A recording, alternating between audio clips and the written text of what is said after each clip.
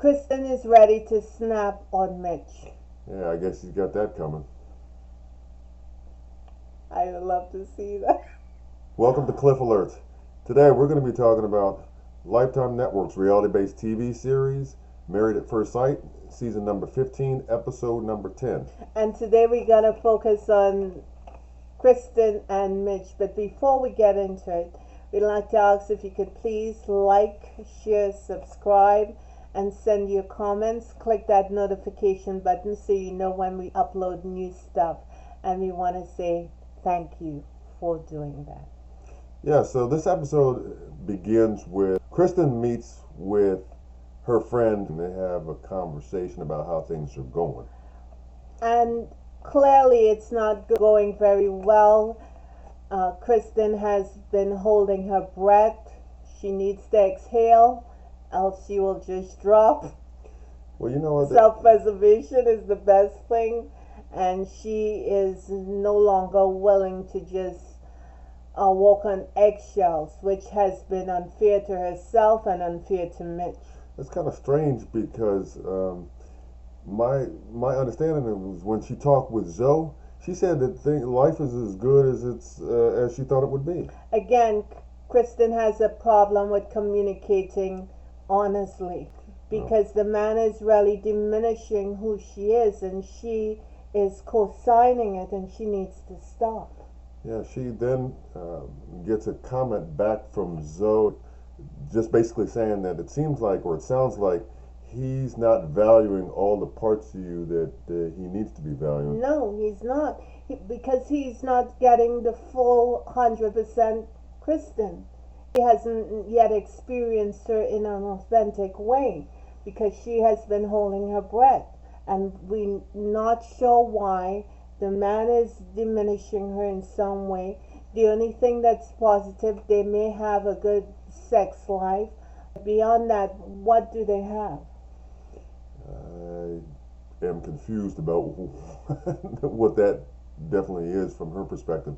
But she does say that she's trying to be the best wife that she can be to Mitch, and that if this continues, then she might still have a decision to make when they get to that decision day. Exactly, because she still have it in the back of her head, this deadline, and she will find out that she may need to cut him off, and he may not be the best match for her. I wish she would become a little more assertive and a little bit more powerful in who she is. She does that around her friends, and every now and then she does that with Mitch, like she did last week when she told him what he did wrong. But I just need her to be a little consistent. Well, she's going to get that opportunity later on in the episode, yeah? Yeah. Yeah. So then we move ahead to like day 30, where Mitch and Kristen have planned an out-of-town trip, but Stasia comes over to kind of help the two out by, I guess, pet sitting. They had to do all of this before they go to their, get ready to leave for their weekend getaway to Julian, California. They went to Julian, and they went to some retreat. Mm-hmm. So the first activity they did was yoga. Right. Lorian was the yoga instructor, kind of showed them what routine that they needed to do to kind of relax and all that. And Mitch wants to quiet his mind, so he does the stretching, but his mind may have been quiet, but his mouth damn sure wouldn't. Well, the yoga that I do, if he was in our class, the instructor would have put him out. I'm just sorry. The person is just grunting. Yeah, I mean, man. My God. He said he feel relaxed now that he's grunting. I'm like, yeah, but that's the problem, right? He's just concerned with himself. What about her? Yeah, and Kristen was laughing at his ass. She was laughing because she may have felt embarrassed. She could not enjoy the class. Yoga is a spiritual quieting of the mind and body and aligning those things. How is she aligning when he is grunting? I have no clue. Even the instructor was looking at him sideways. I'm like, man, what is this dude's problem, right? I don't get it. Yeah, I don't get it either. Well, anyway, hopefully he got that part figured out, and for future classes if they should partake in that kind of Well, activity? I wouldn't be taking Mitch to any future classes if it was me, but it's not, so we good. Right. Anyway, we jump ahead to Mitch and Kristen back at their apartment, and they get a wedding gift box, if you will. They get a care package, and it was a great care package, a framed copy of their vows, as well as the album with photographs of them getting married and meeting each other for the first time. Right. Producers are celebrating, want them to celebrate each couple their 30-day anniversary, Yes, 1 month anniversary, 1 month anniversary of being married. And I guess it probably was low nostalgic looking at those photographs when they met each other, their first kiss. Kristen got a little choked up when she saw photographs of her father. To me, represented a time where she had a chance to reflect back on the issues that they have between the two of them. Mm-hmm. You know, Maybe so. Yeah, and how she wishes that that were not the case. The couples read their vows to each other, and Mitch was a little hesitant, but he got choked up when he read his vows because quite a bit of what he said he wasn't really doing. He also said that he needed to be better at doing his vows and honoring his vows. Well, perhaps he need to make a copy of that and put it all over the house and his cars, Right. so he could stop some of that foolishness he's actively participating in. Yeah, ironically though, Kristen says she feels at peace. Well, again, she has put her whole self into this marriage, and she's not getting what she needs to survive in it.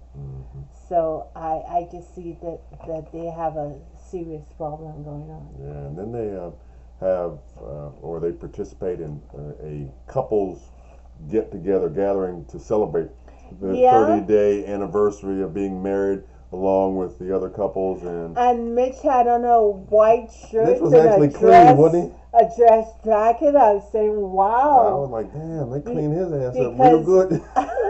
At the after party, Mitch looked like a hippie on the street, and I had to ask you, did he know he was going on TV? He looked like Raggedy Andy, didn't he? Oh my God. Huh? It was not a good look. Nah. But Mitch showed up at this anniversary event, and he looked very well. Yeah, and he started talking about, how he thought the process was a little demanding on him, but he says the journey of self-discovery is one that he is currently engaged in as it relates to being married to Kristen, and that he wasn't even sure that he even had the capacity to be married at the beginning of the process. And that triggered Kristen. She said she felt like she was gonna snap because she came to the marriage ready. She was prepared. She prepared herself. And Mitch is still talking about he's still not ready for the process. Right. So that irritated her to no end. Yeah. And she articulated it in front of all the couples and to Mitch that she's been trying to do to adjust and diminish herself just so he can shine. Yeah, and be comfortable. And still at the 30-day point, he's still talking about how ill-prepared he was. Yeah. And he should really have a different conversation going on now. Yeah, because she's like wondering, well, where does that leave me room within our relationship to be and do me? When does he start discussing her? When does he start addressing her needs? Yeah. I mean, I know he's getting a warm place to put it, but beyond that, once they get up, what is he doing for her? I don't know, and I think that's the problem. Yeah, I think that she decided to, I guess, reveal that to the group, and I think it caught maybe a little bit of Mitch and maybe the rest surprised. of the rest of the guests a little bit by surprise. Yeah. And you know what? Better late than never. And Mitch said that she doesn't have to walk on eggshells. She can begin to freely express who she is and what she wants. Yeah, that admission clearly kind of got his attention, and Yeah, it should did. have. It should have. Absolutely. And the other couple's kind of like, okay, this is something that's kind of been festering for a little bit, and that they need to deal with this. Because he has been moving through mud and she wants to just start jogging. And it's not going to work if she is down the street while he is now trying to get out of the house. With his open-toe sandals. Right. Too much? Not even. Okay. Anyway, that's all we have on Kristen and Mitch. We hope Mitch gets it together, but I'm not sure if that's possible at this point, but I'll still leave the door open. But what I do need Kristen to do is to become more of who she is and be a little assertive in telling Mitch what she wants and not moving that marker when he doesn't want to come to the table. If not now, when? 30 days in. Now's a good time as any. Amen.